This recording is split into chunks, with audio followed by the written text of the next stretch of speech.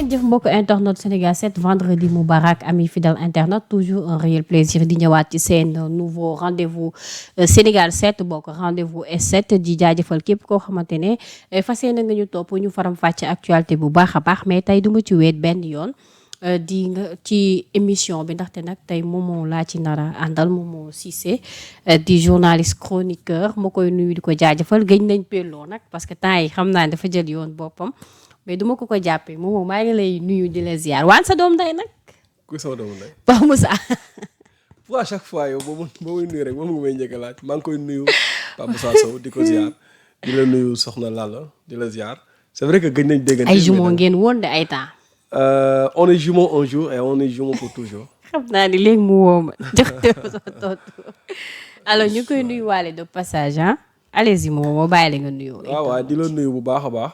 di nuyu waa Sénégal 7 yëpp ñu ñuy seetaan ci biir réew mi ak ci biti réew di nuyu aussi waa kër gi cat ba cat di leen ziar di am mbégte ñëwaat fii gëj naa fi lool. waaw. C'était pas en 2024 avec toi.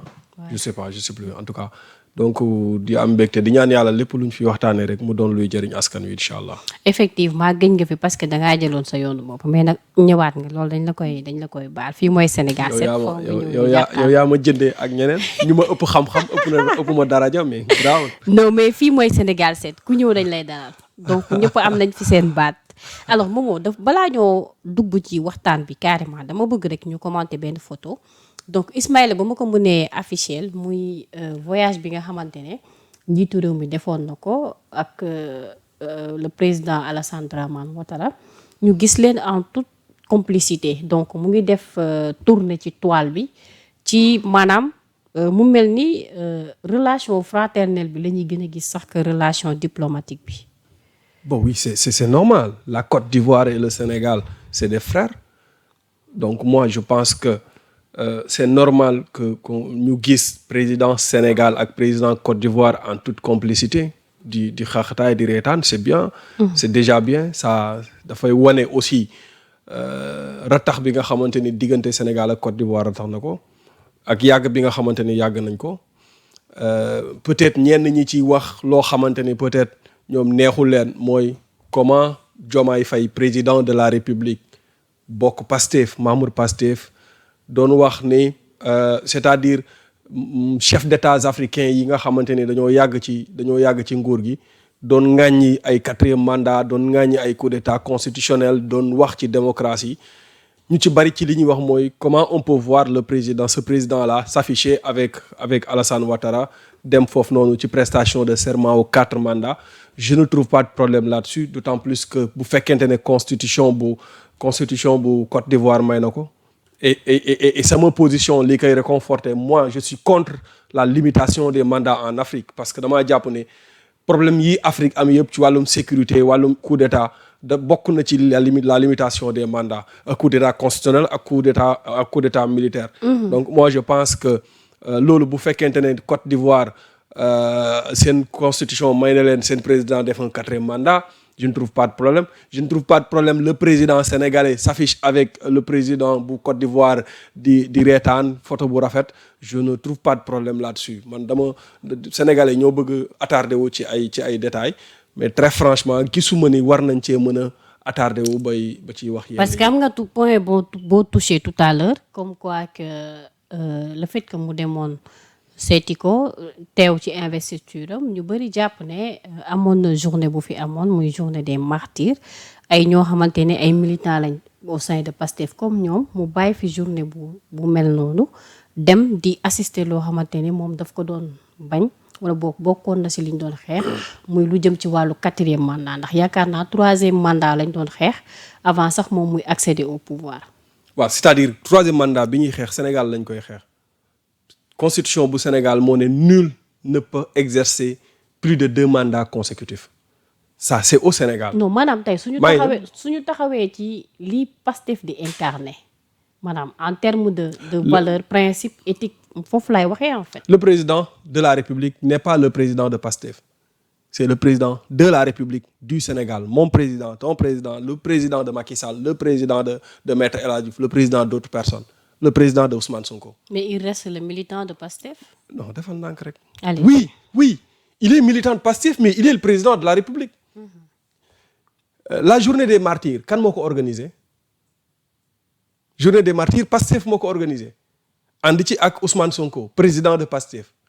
Bassirou Diomaye Faye prestation de serment dañuy fàtte li mu waxoon je vais être au-dessus de la mêlée wala loolu dañ ko ci bëgg a génne moo tax mu ne dafa démissionné ci poste secrétaire général bu Pastef donte nekkatu ko woon donte nekkatul woon secrétaire général parce que jëlee woon nañ ko fa bi mu nekkee en prison ba dénk ko Ayib Daffé mais dafa ñëw ci déclaration mu ne dafay démissionné ci poste de secrétaire général pour être au-dessus de la mêlée un président de la République buy nekk au-dessus de la mêlée mais warta mën a jël calendrier am toftal ko ci calendrier wu Pastef c'est-à-dire cette calendrier républicain là nga xamante ne moom républicain nga xam ne moom moo ko waral mu dem seeti son homologue wala ñu invité ko officiellement mu war a dem en tant que chef d'État mu war koo bàyyi pour assister à une journée organisée par Pastef il y a le premier ministre mais bu fekkente ne dem nañ ba mënuñoo gis premier ministre bi ci président bi wala ñu xool président gis ci moom premier ministre bi il y a problème pour man bu fa président teewul premier ministre teew na fa les membres du gouvernement teew nañ fa alors il y a pas de problème président bañ fa teew le président a son calendrier dem na defi calendrier liggéey bi nga xamante ni moom lañ ko dénk muy liggéeyal Sénégal donc Pastef am na lu mu organisé temps mayu ko mu ñëw mais waa Pastef ñu ngi fa excepté le président de la République à un moment donné il faut savoir que c'est le président de tous les Sénégalais et que dafa am benn calendrier bu nga xamante ne tey calendrier boobu moom daf ko war a doxal warul mën a bàyyi calendrier boobu juste parce que Pastef organisé na benn affaire non. d'accord alors ci calendrier boobu sax la ñuy continuer parce que am na lu premier ministre annoncé démb bi conseil des ministres bi jeexee mu wax ne le président de la République dafa war a def tournée économique fële ca sud ba la nar a commencé ñu gis le premier ministre mu communiquer comme quoi que na patriotes yi wala ñi nga xamante ne peut-être ñu ngi ci réew mi ñu dem teeru ko malgré qu'il y a eu des divergences entre ñoom ñaar ba ñenn ñi bokk loolu la ñu jàpp mais gis nañ ne à chaque fois bu Ousmane Sonko wax na ko bu Ousmane Sonko génnee rek mi ngi temporiser mi ngi xool nu muy permettre nit yi ñu mën ko gën a jox gëdd gën ko valoriser. oui parce que boo dégloo noonu rek la mën a communiquer parce que daf ne Ousmane Sonko daf ne ci wàllum politique ku nekk am na gis-gisam. waaye ci wàllum li nga xamante ni moom mooy administration wàllum état liggéeyu lu moom Bassirou Diomaye Faye Sénégal laay liggéeyal donte Bassirou Diomaye Faye moo ko fa teg su fekkente ne tey le président de la République war na def tournée économique moom lii rôle am en tant que premier ministre mooy mu wax ne waxul warul woon wax sax patriote yi mais sénégalais yi dem leen ngeen teeru ko donc je ne vois pas de problème ci li ma gis problème mooy la tournée économique mooy sama problème. nu mu nekkee sa problème. je n'ai jamais eu de problème avec les tournées économiques. D'accord? Sauf que tournées économiques yi fi am yëpp ma position d'hier mooy ce sont des tournées économiques aux allures politiques wax naa ko ci jamonoy Macky Sall bi Amadou Ba di def tournée économique donte am na ci tournée boo xamante ni dem naa ci gis naa ni tournée bi doon doxee waa Pastef ci seen jëmi bopp dañ doon wax ne lii du tournée économique tournée politique la su fekkente ne le président de la République nee na dafay def tournée économique te ñoom ku ci nekk ci ñoom daan na wax ci tournée économique yi bu ñu xoolee vaar yi dinañ génnee Ousmane Sonko wax na ci Bassirou Diomaye Faye wax na ci ku ne wax na ci tournée économique bi président de la République doon def léegi su fekkee ne ni ñoom taxaw nañ pour def tournée économique ban genre tournée économique la ñuy def comme yi fi daan am wala boog tournée purement et simplement économique du am daraay folklore du am daraay politique. waaw mais maa ngi toog di xaar foog ñu yegg ci. pour waaw moo tax ma ne la maa ngi toog di moo tax ma ne la maa ngi toog di xaar moo tax ma. mais pourquoi moom moo nga ne buggoo nga ne d'accord ci tournée économique.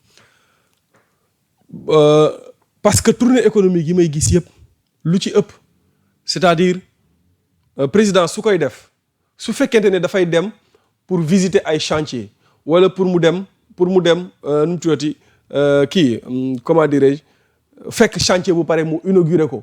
wala pose première prière. du ma ci am problème wala mu def visite des chantiers. waaw yooyu du ma ci am problème.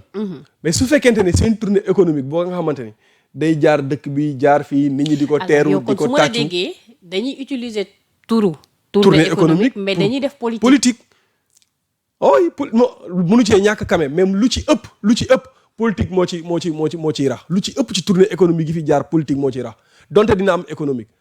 Macky Sall boo jëlee ay tournée économique am bon am na ci tournée yoo xamante ne dafa dem ci biir tournée yi muy inaugurer ay chantier wala muy inaugurer ay travaux mais lu ci ëpp doole politique lay doon dose politique bi moo ci ëpp Amadou Ba sa tournée économique man dam faa dem dose politique bi moom moo ëpp donte am na ay mbiru économique am na ay conseil interministériel yu ñu fa def am na ay chantier yu mu visité mais li gën a fës li communication bi di centré wu lépp ci politique lay doon soit benn dëkk boo xam ne ñu ngi koy xaar mu jaar foofu mu ñëw ñu organiser genre meeting ñu def ay discours politique après ñu dem wala mu romb benn dëkk nit ñi génn sol ay t-shirt ak ay pancarte tàccu après mu jël fa ay engagement nañu def évaluation Macky Sall ci li mu fi nekk yëpp engagement yi mu jël ci tournée économique yëpp ci dëkk yi mu dem yëpp ñaata engagement la ci respecté ak ñaata moo ci des Bassirou Diomaye Faye buy dem tournée économique dëkk yi muy dem yan engagement la fay jël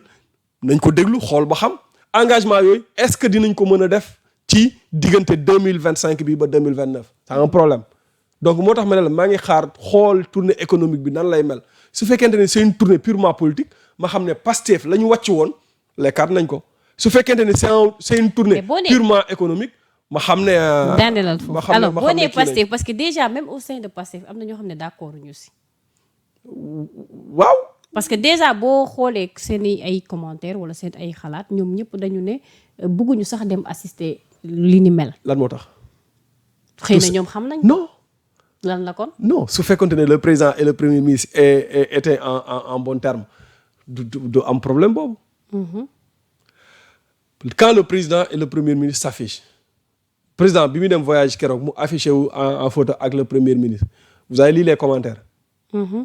Tous les Pastefiens dañuy ŋàññi président de la République kiiwal nu mu tuddati. mais lan nga jàpp ni moom moo waral loolu ci diggante. non mais parce que jàpp nañu ne am na problème entre Bassirou Diomaye Faye ak Ousmane Sonko ñu jàpp ne Bassirou Diomaye Faye a trahi Ousmane Sonko mais loolu mooy seen problème waa Pastef. yow gisoo loolu wala leneen nga gis. non gisuma loolu. yow loo gis. gisuma loolu waaw non moomoo dañuy waxtaan. non oui si ma poser la question boobu. parce que bi Sonko defee Terra meeting bi le 8. dañ la déggoon nga am benn analyse boo apporté nga ne bu le 8 jàllee ñaari possible na wala ñaari possibilité am na soit Bassirou Diomaye Faye dafay limoger Sonko wala Sonko démissionné gis nañ depuis bi loolu jàllee ba tey ñu ngi continuer di ànd di liggéey. comment nan la ñuy la àndee di liggéey ñu ngi ànd di liggéey mais. non maanaam limogeage amul démission amul. waay c'est en réalité ba ma koy wax boobu xam nga Terra meeting bi ñëwagul woon. et Terra meeting bi xam nga Ousmane Sonko moo ñu annoncé ne avant le 8. le 8 pendant ak après le 8. ma def analyse gars yi nag xam nga sa gars yi ñoom lu leen arrangé rek la ñuy dagg loolu sax du waa Pastef ñoo ko dagg mais waa peut-être ñi ko njëkk a dagg mooy peut-être ñi nekk ci opposition bi jàpp ne joxe naa exclusivité fekk analyse laa doon def. analyse laa doon def ñi ma seetaan xam nañ ne j'avais fait une analyse mooy Ousmane Sonko nous a annoncé avant le 8 pendant le 8 et après le 8. Qu'est-ce qui va se passer avant le 8 ba Ousmane Sonko jël ñaari date en ligne de mire ñaari événement yu nga xamante ni Pastef maanaam moo nekk événement yi gën a rëy ci Pastef mooy l'appel de Kër Massar ak li nga xamante ni moom mooy lancement de son livre. Pourquoi ces dates sont tellement importantes pour Ousmane Sonko lan moo xew diggante Ousmane Sonko ak Bassirou Diomaye Faye et ñoom avant ñuy gëm ne jafe-jafe am na ci Bassirou Diomaye Faye ak Ousmane Sonko parce qu'avant le 8 boobu amoon na jafe-jafe boo xamante ne mënatuñu woon c'est-à-dire pour ñu doon liggéey c'était un problème. Et 15 jours avant, j'avais annoncé ça. Il y a un sérieux problème entre Bassirou Diomaye Faye et Ousmane Sonko. Lan mooy problème. xaaral ma yeggali question bi c'est très important. ma ne leen il y a un sérieux problème ba ñoom ñaar mënatuñu liggéey. ma ne ñi mën a dox tànk jàmm nañ ñëw dox tànk jàmm soit ñoom ñaar ñu ànd liggéey wala ñu tàqali ko liggéey bi continuer. J'avais dit ça 15 jours avant. Et on a vu que le 8, le meeting du 8, c'était une démonstration de force. Mais avant le 8 dafa am ay waxtaan yu nga xamante ne jot na am ba ñoom ñaar ñu toog ñu waxtaan ba ñu déggeewu ci ay points et su fekkoonte ne Ousmane Sonko waxtaan boobu am na avant mu doon jàpp meeting le 8 bi du am mais meeting le 8 bi am na et ñoom ñaar ci biir meeting le 8 boobu Ousmane Sonko am na lu mu wax loo xamante ni ça n'a pas plu au président de la République peut-être looloo tax mu booster Aminata Touré pour Aminata Touré jël li nga xamante ni moom mooy les rênes de la coalition pour la réorganisation. Maintenant, est-ce que réellement le problème entre Bassirou Diomaye Faye et Ousmane Sonko te Ousmane Sonko l'a dit la dernière fois nee na problème am na Ousmane Sonko l'a dit léegi ñëpp xam nañ ne problème am na ñun avant ñu koy wax te nee na moom moo ñu ko wax ne problème am na ma ne ko Ousmane maa la njëkk a wax ne problème am na de man maa ko njëkk a wax mais Ousmane Sonko a avoué que problème am na mais lan mooy cëslaayu problème bi est-ce que affaire coalition moo boole Ousmane Sonko ak Bassirou Diomaye Faye je ne le pense pas parce que ñoom ñaar toll nañ foo xamante ni ci maanaam diggante nit ak nit politique du leen boole loolu xam naa ko et fii toogoon naa fii le 27 mars 2024 fii xaw ma le 17 fii si tu te rappelles ma ne la je ne vois pas Ousmane Sonko dans le gouvernement parce que mbubbu Ousmane Sonko mbubbu premier ministre dafa xat Ousmane Sonko est conçu pour être président de la République s'il peut pas être président de la République na dem nekk assemblée wala mu dem toog këram fii laa ko waxee woon sa plateau boobu nekkagul woon premier ministre mais ne la dañ jafe-jafe dina am su nekkee premier ministre mënta ñàkk jafe-jafe boobu parce qu'un tandem ne gouverne pas un pays léegi lan moo waral le problème dëgg suñu dégloo Ousmane Abdoulaye Baro émission bu mu def avec nos confrères de Seneweb Ousmane Abdoulaye Baro mooy chef de cabinet du président de la République nee na Pastef dañoo jaawale maanaam dañoo yaakaar ne l'élément le problème le fond du problème mooy Ousmane Sonko est en danger parce que Bassirou Diomaye Faye a des ambitions politiques mu ne waaye loolu du fond du problème le fond du problème mooy le FMI est là discussions yi sont bloquées xamuñu ndax dinañ décaisser wala duñ décaisser malheureusement le journaliste n'a pas eu l'intelligence de le relancer ci côté boobu noonu pour ñu xam parce que bu ko relancer woon foofu jàpp naa ne dinañu wax dëgg-dëgg fu problème bi toll est-ce que ñoom ñaar dinañ mën a continuer liggéey wala dootuñ mën a continuer liggéey. tey dama la bàyyi nga développer comme ça nga mun a exprimer wu mais foofu nag fay taxaw tuuti parce que man benn problème laa am parce que bu fekkee dañu ne FMI dafa bloqué wu xaalis génnul ainsi de suite mais ñàkk financement FMI est-ce que dafa encombrer liggéeyu état bi wala dafa bloqué affaire parce que gis nañu ne malgré le financement de FMI ñoom ñu ngi continuer di gouverner.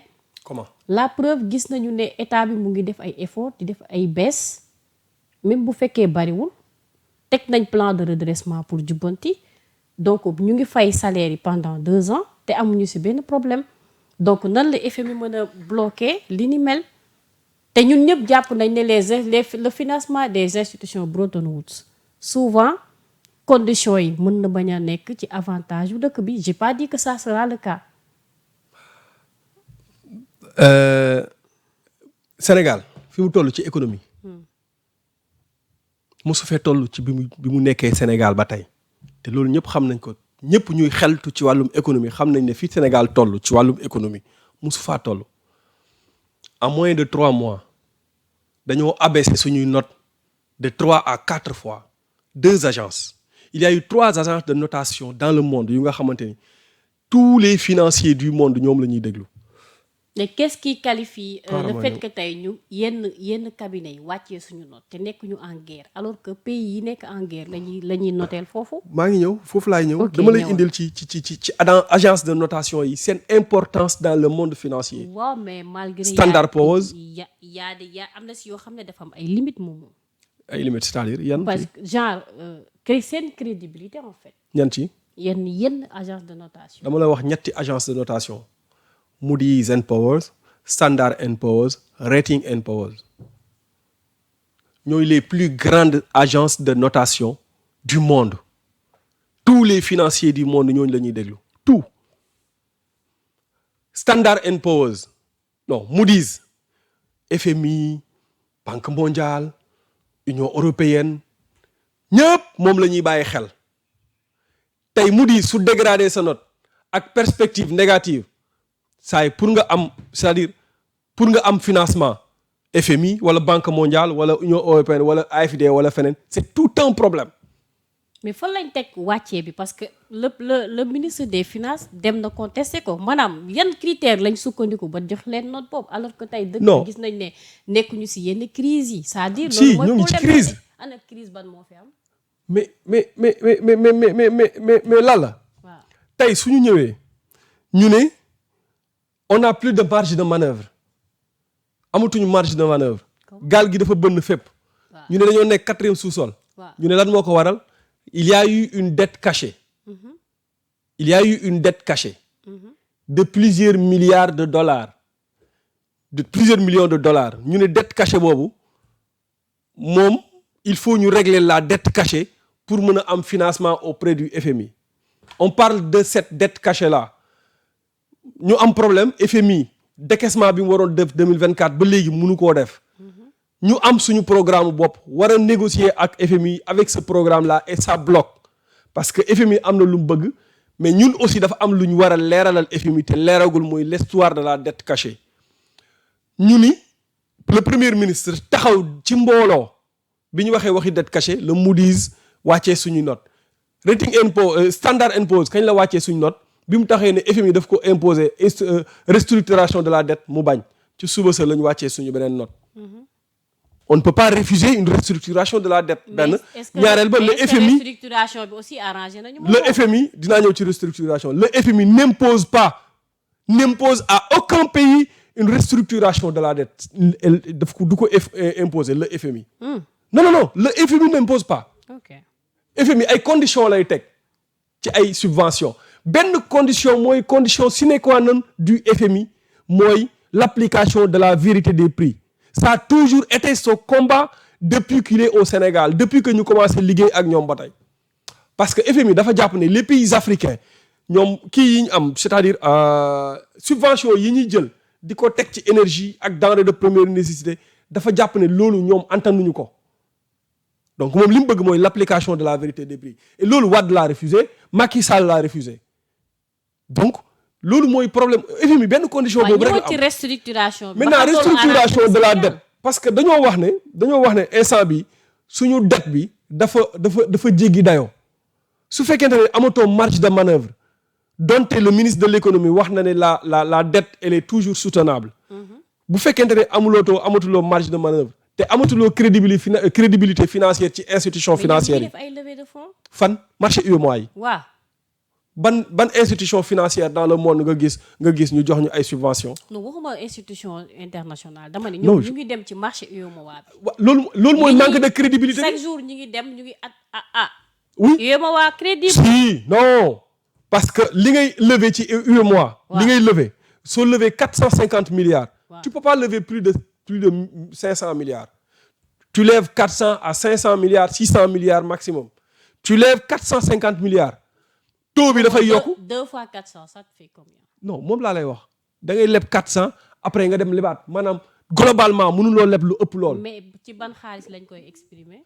dooma dollar lay nekk wala CFA. non xaaral ma yeggali en fait c'est très important cette question là mu war a leer. non waaw léegi da nga may bàyyi ma yeggali dama ne lu tax ma wax la manque de crédibilité financière bi c'est-à-dire marché UEMOA la ñuy dem leb 450 milliards par exemple suñu lebee 450 milliards de francs CFA 450 milliards yooyu nan lañ koy fayee sur 6 ans sur 7 ans sur 10 ans avec des taux très élevés ah oui.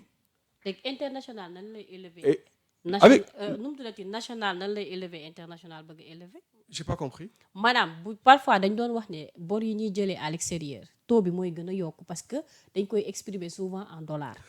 donc bu dee CFA bi mooy gën a yomb parce que là j'ai comme l'impression que ñoo yam amul différence. waaw mais parce que dañoo amatul crédibilité financière parce que FMI joxatuñu garantie moo tax ñu waroon a def restructuration de la dette.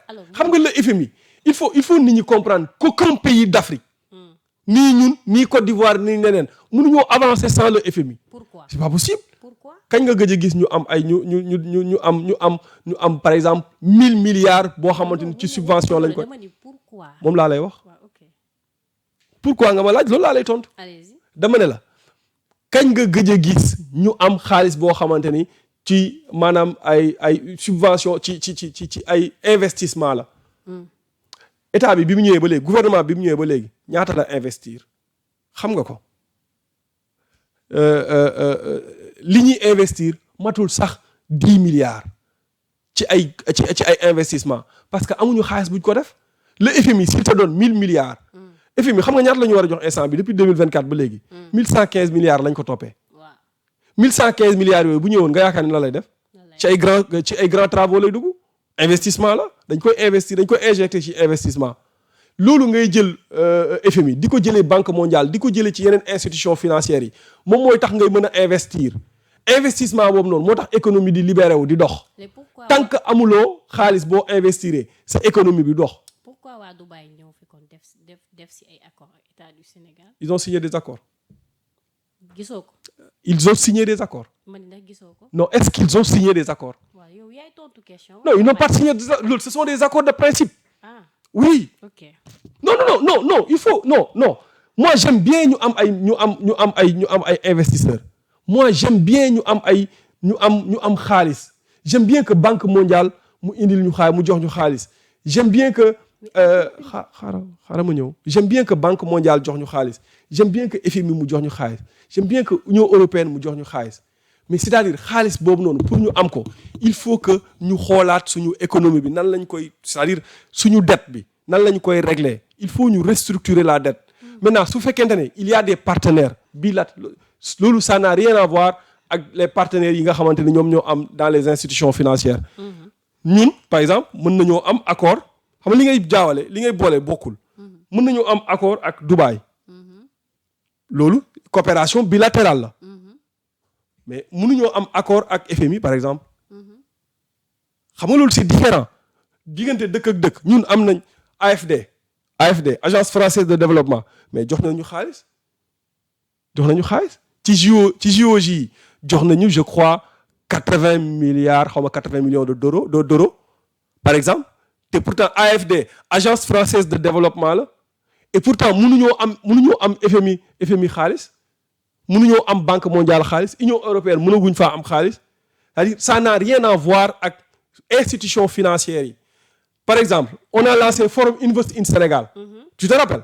Et on a dit que il y a plus de 59 ou 52 projets yoo xamante ni war nañ ko mën a financer. Yooyu ce sont des partenaires indépendants, des partenaires financiers indépendants. Par exemple, yu nekk Chine, yu nekk Dubaï, yu nekk Turquie. ñoom ñooy ñëw financer ay programmes. Maintenant Dubaï pour parler de Dubaï yow dama bëgg mu leer. Pour parler de Dubaï par exemple. ñu ne Dubaï ñëw na wala Émirats arabes ñëw na war nañoo am nañ accord ak ñoom parce que dañoo am ay programme ay projet ñu ne leen projet yii dañoo bëgg ngeen investir fii ak fii su ko defee ñoom ñu xool projet yi arrangé na leen ñu ne dinañ investir nangam ci projet yooyu noonu ça c'est une bonne chose.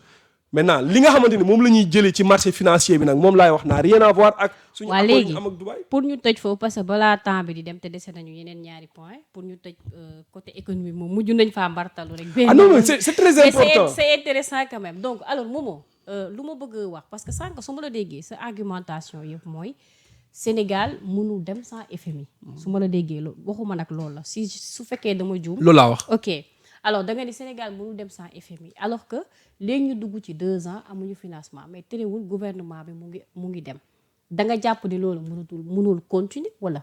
non mënul continuer looloo tax ñuy abaisser suñu note gouvernement bi day dem leb après pour mën a fay la dette intérieure ak les salaires su demee ba mënatul lever marché UEMOA bi. mënatu faa am xaalis.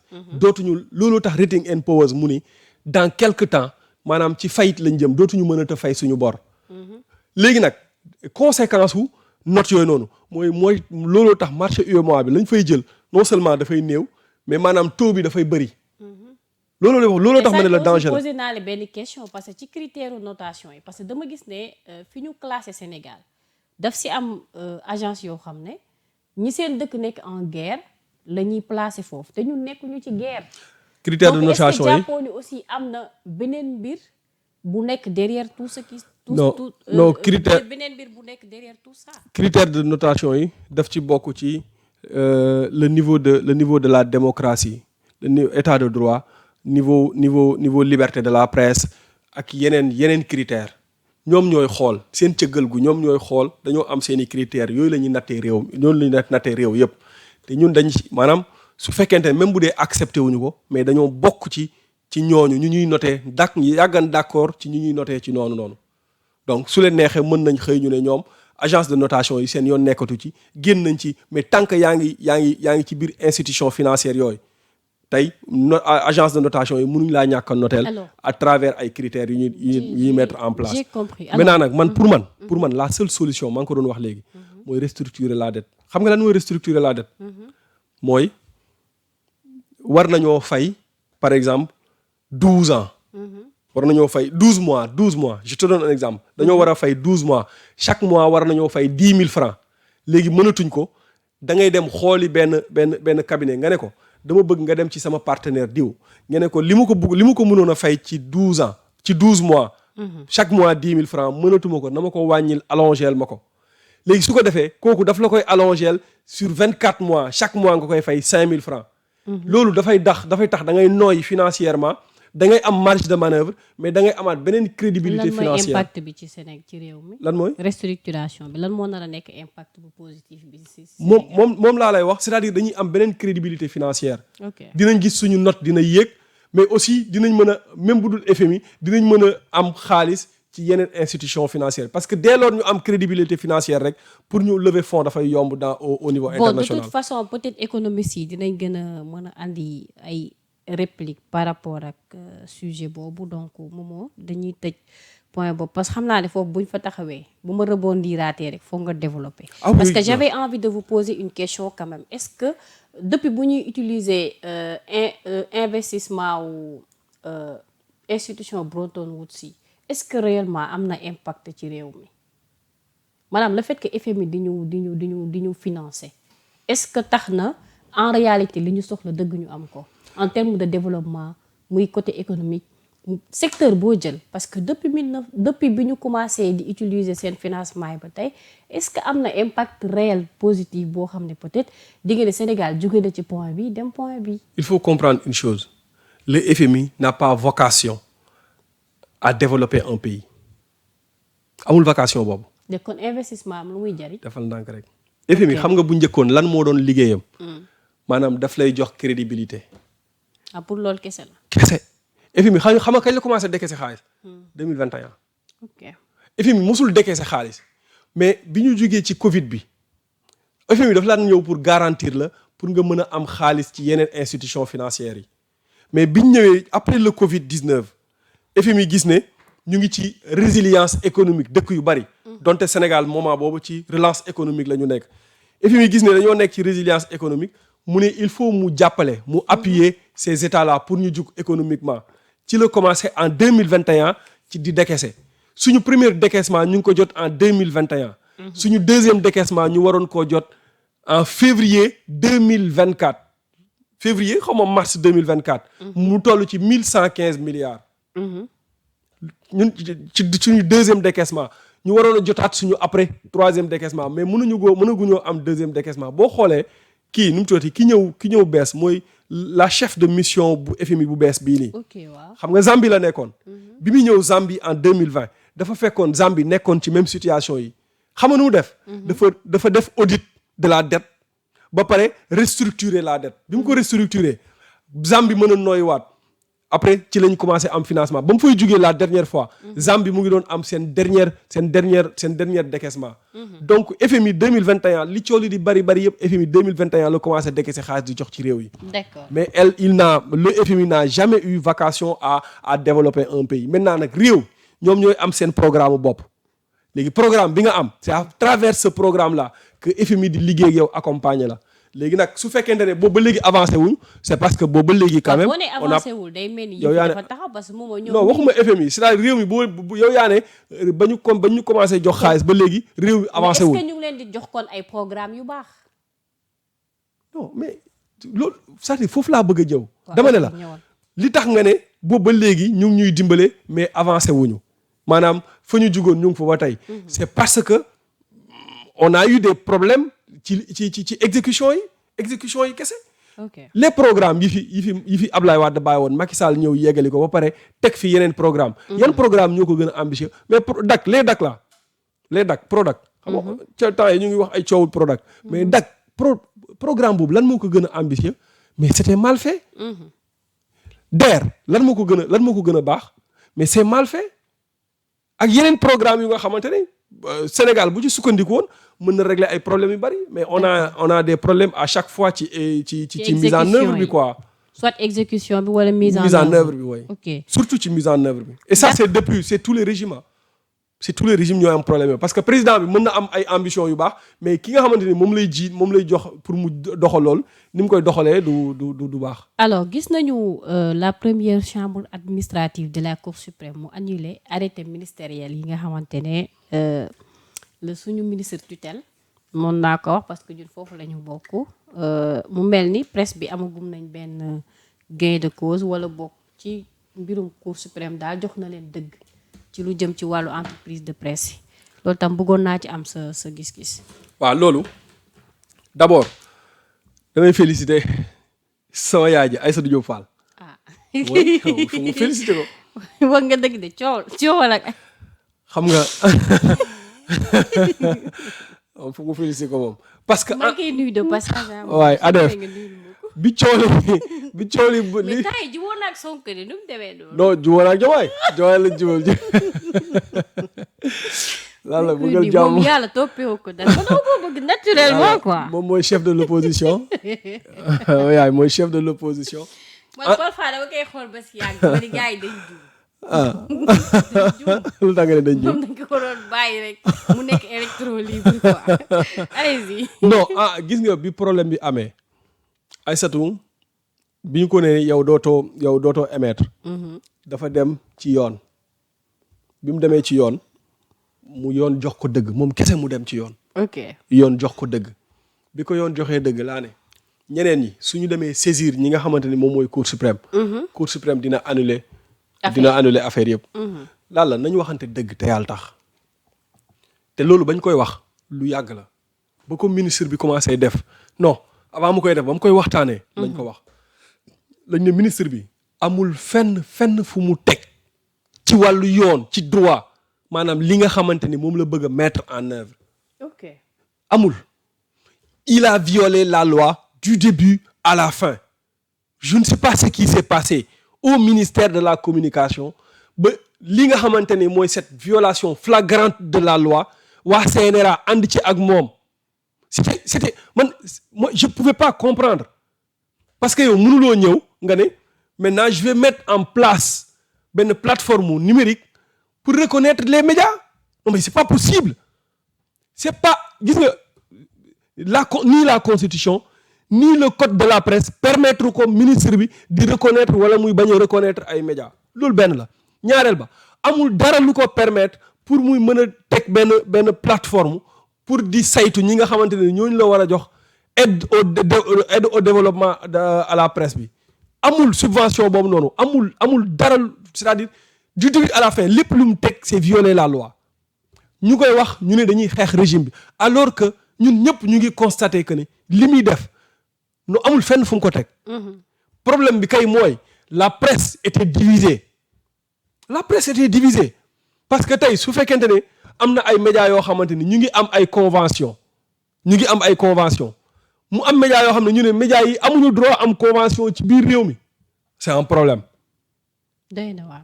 donc su fekkente ne tey dem nañ ba cour suprême annuler la décision c'est parce que tout simplement la cour suprême a dit le droit li des kay xam nga mooy lan. mooy que les médias portent plainte. pour lan. pour préjudice causé par le ministre. si. moo nag yaa ngi bëgg a dugg ci bataille. non si parce que moom bi mu defee loolu am na ci médias yoo xam ne dañoo tëj.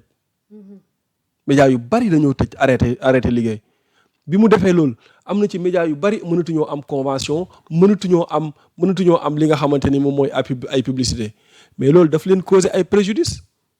su ma doon ñoom j'ai gagné un combat dans une bataille le prochain combat mooy l'attaquer pour ñu fay la attaquer le gouvernement pour ñu fay la say droit. d'accord Momo alors Momo tey aussi gis nañu ki nga xamante ne moom mooy Badara Gadiaga donc ñu libéré ko placé ko may ko liberté provisoire du moins mu mën a ñibbi këram donc amoon na nag mbir boo xam ne peut-être juróon na coow man jaaxaloon na ma mooy le fait que ñu ne dañ ko tere mu dem jàkkaarloo parce que affaire bracelet bi ñu wax ni moom lañ koy takkal alors que juge bi moom bu dee dalay defal liberté provisoire wala bracelet moom mooy définir les faisabilités en fait. donc loolu moom amoon naa ci quand même jiixi jaaxa par rapport ak information yooyu doon circuler. non xam nga bracelet bu ñu la koy takkal dañ naan la zone bii bul ko génn.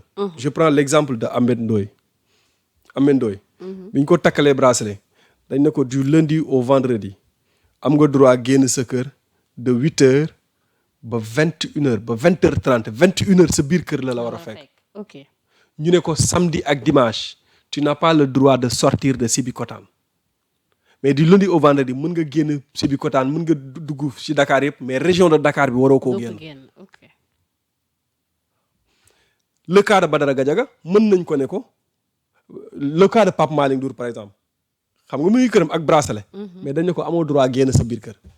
non dama bëgg a wax ne appréciation yooyu juge bi la dépendre. oh non je dis juste l'impression que ni dañ ko def pour juge bi da koo def pour dara alors que magistrat yi lu ci ëpp ñoom ñooy xam li nekk ci dossier yi ak pourquoi ñuy jël décision bi ci une telle personne. waaw mais waaw loolu appréciation bi moom man appréciation yi nga xamante ne moom la juge bi di jël man du ma ci wax. documenté waaw du ma ci wax quoi l'essentiel mooy nee nañ ko waroo génn sa kër à partir de 21h loolu lañ ko wax.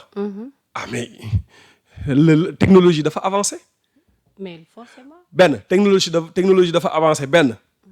émission tamit mën nañ ko enregistrer. mais mun nga toog sa kër sax def vidéo conférence. kon donc non c'est-à-dire dañ ko bëgg a tere kii loolu. c'est-à-dire même buñ ko teree c'est pas des informations vraies non xam nga ku ci nekk ak sa non xam nga ku ci nekk ak analyse bi ngay am gis-gis bi ngay am te nit ñi mënoo leen bañal seen gis-gis seen xalaat ku ci nekk da ngay am say appréciation lu xew rek ku ci nekk am na ci appréciation léegi nag c'est à la télé bi nga xamante ni foofu lay liggéeyee muy TFM de adapter son calendrier à ce que ñu mën a permettre Badara mu mën a def jàkkaarloo wala ñu jox ko benn émission boo xamante ni bëccëg la wala ñu enregistrer jàkkaarloo avant 21h ñu pare mu dem ñibbi këram man su ma doon la kii coordonné émission boobu c'est-à-dire ñaari possibilité bi la am soit ma enregistrer émission bi wala ma teg ko këram mu toog di intervenir en direct par visioconférence ñaar yëpp possibilité yëpp am na. d'accord bon dama ci bëggoon am sa xalaat rek. ah sama xalaat loolu la parce que épuisé nañ actualité bi. sama xalaat loolu la ci. d'accord en tout cas Momo maa ngi lay jaajëfal bu baax a baax c'est que waroo di raar nag ndax maa ngi yow buñ toogee ci plateau bi bu ñu waxee après quelque temps foog nga ñëwaat ñu leeral parce que soo toogee fii yow di def yenn révélation yi wala di wax yenn wax yi xam nga man dama lay topp ba nga sës. loo ci wax loo kiiwul rek boo ñëwaatee ma ne la Momo fii waxoon nga fi lii. waaw mais nag su ma waxee dara ñu gis ko su ma ñëwee ne ma waxoon nga fi lii. man aw ma problème boobu. 27 mars xaw ma 17 mars fii laa toog.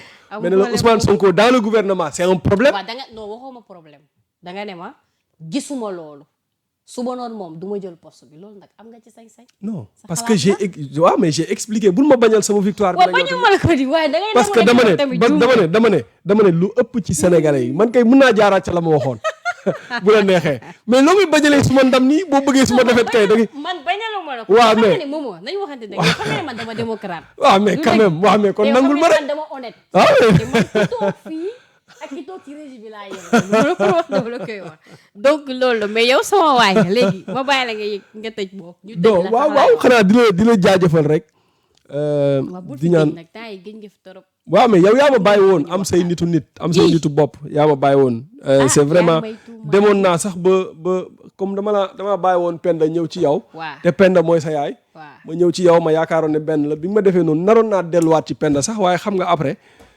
dama am kersa daal man naroon naa delluwaat ci Penda mais comme dama ko defoon. xam nga ni doo dem ci Penda yow. dama am kersa delluwaat. dama ni yow xam nga ni yow doo dem ci Penda. lu tax ay yow bàyyi ma mu koy nuyu de passage dañuy xew Sénégal. dañuy xew waaw xew bi mbaa dinañ ko def direct rek. xew bi waaw man dinaa ko def direct. il faut def ko direct parce que Penda rek. comme day waaj a marié donc yëgal naa leen internet yëpp xew na ngeen ñëw wax dëgg yàlla sama yaay mooy xew. donc maa ngi lay jaajëfal bu baax a baax di jaajëfal waa Sénégal 7 yëpp et di ko jox mention spéciale Penda moom njëkk a indi fii émission ak moom maa ngi koy jaajëfal bu baax a baax di nuyu ñi ñuy seetaan ñëpp di jéggalu ci kàddu yi bu dee am na lu ci ñagas defar moo ñu taxoon a jóg ba beneen yoon incha allah. jaajëf Momo toujours un réel plaisir di la dalal ci Sénégal 7 nii lay demee saa su nekk restez connecté tey suñu vendredi bi moom la ñu dalaloon donc bii di ñëwaat incha allah keneen dina fi toogaat ñu waxtaanee réew mi waxtaan lu am solo donc comme ni ma ko waxee Penda ñu lay souhaiter heureux ménage ñu ngi wàcc xew bu am solo ci loolu yàlla nañ ci yegg ak jàmm yàlla defal la sutura ak barke donc ki ci topp nag nga wàll ma ci comme dëkk bi yëpp xas nañ ma di célibataire yi groupe bi maa ci des yàlla baax na alors maa ngi jaajëfal Grand Is moom moo jàppoon ci côté technique bi ci coordination bi Junior d'ici là portez-vous bien à très bientôt jërë ngeen jëf